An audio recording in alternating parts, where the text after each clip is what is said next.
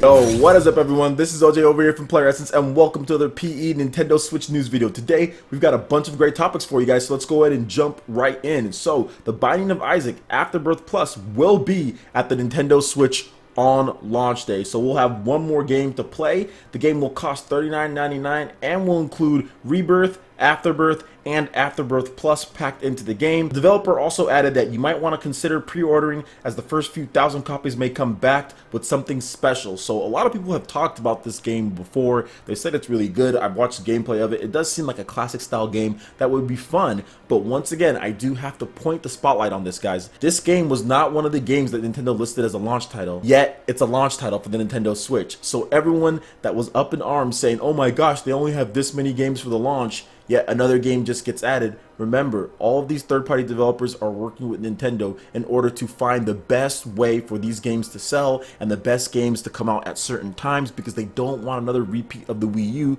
where you had 30-something, 40 games at launch all right there, and consumers were just bombarded with too much content and a lot of stuff just didn't sell. So you're going to see to be decided games as far as on that big list of 60 plus games at this point. You're going to see some of those shift into the launch of the Nintendo Switch and then coming out at a steady pace. Nintendo has definitely thought this one through when it comes to the launch lineup and when it comes to trickling out content. Trust me, there's going to be more games added into launch and there's going to be more games announced in the coming weeks. So just sit tight, guys, and seriously enjoy the ride, because it's going to be freaking awesome. Next, the UK video game retailer Game has listed a release date for the frenzied fighting title ARMS for the Nintendo Switch. The retailer says that the game is coming on April 15th.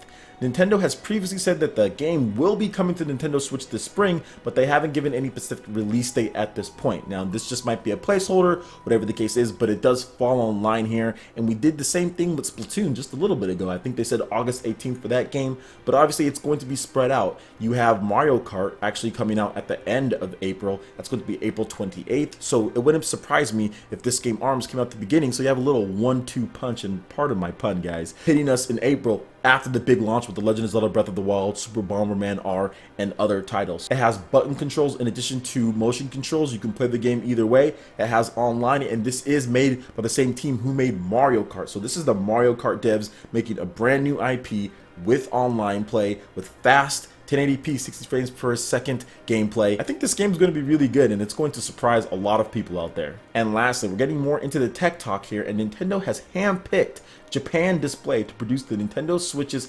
high-quality 6.2-inch liquid crystal display. Japan Display will supply 3 million screens in the initial batch, and the Wall Street Journal reports they will ship slightly more than 10 million units by the end of this year. Now, this is all dependent on sales, but Nintendo has already mentioned that they plan on shipping 2 million Nintendo Switch units in the first month on the market. So this display is beautiful. Everyone who has played the device, who has seen the device, even though it's 720p, says it's crystal clear, it looks great, it's sharp, and it pretty much blows the Wii U out of the water. And I think with this type of display, with the type of features, with the type of publishers that are coming to this system when it comes to Japanese development and what Nintendo is doing, I think this device seriously has a chance to pull over some of those Vita owners who want that high quality experience on the go, in addition to getting hardcore Nintendo fans, because that's who this system is for first and foremost. But I love the tech that they're going with. It's not cheap anymore. It's not big and plasticky and bulky like the Wii U gamepad. It's sleek,